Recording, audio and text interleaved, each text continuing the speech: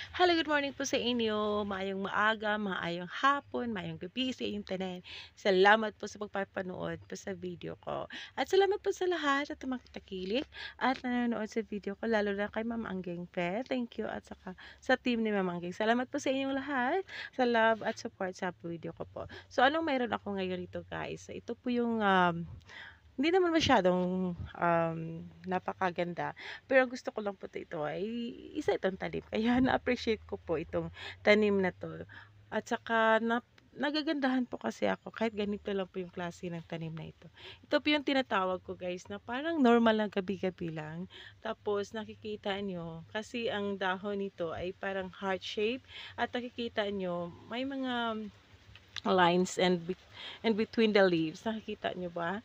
So, yan lang pang gustong-gusto ko sa tanim na ito at saka matingkad ang mga dahon nila at saka ang nagustuhan ko dito kasi hindi siya masyadong, sensitive. Dali lang po siyang alagaan, lagyan mo lang siya ng lupa tapos lagyan siya ng tubig kahit ibilad mo siya sa araw ay, hindi siya nagrereklamo, hindi nasusunog yung dahon niya. Kaya gustong-gusto ko po ito at saka dumadami kasi yung mga dahon nila at saka dumadami din sila. Kaya gustong-gusto ko nito, ilagay ko lang sila sa ano, at the back from the other plant. So, parang sila yung background sa ibang tanim na ang naka-background sa ibang tanim ay yung green lahat.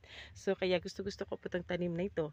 At saka gusto ko po i-share sa inyo na hindi masyado itong sensitive kung itong tanim na ay gusto nyong itanim din sa inyo.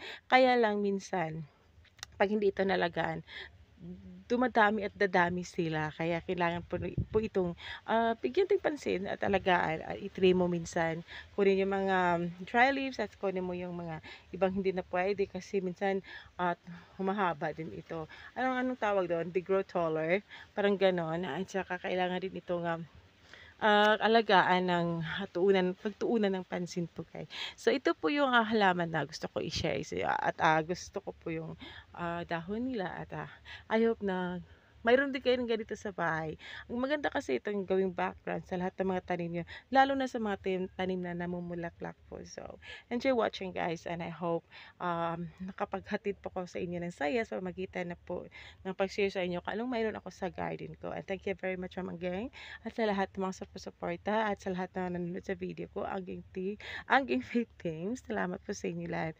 At sa lahat na naniniwala na kahit wala akong kahit wala akong wifi nagawa ko pa rin.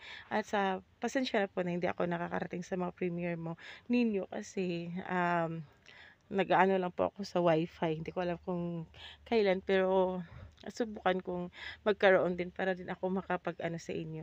So thank you everyone for watching and I hope you enjoy watching my video and I hope I'm gonna see you in my next vlog.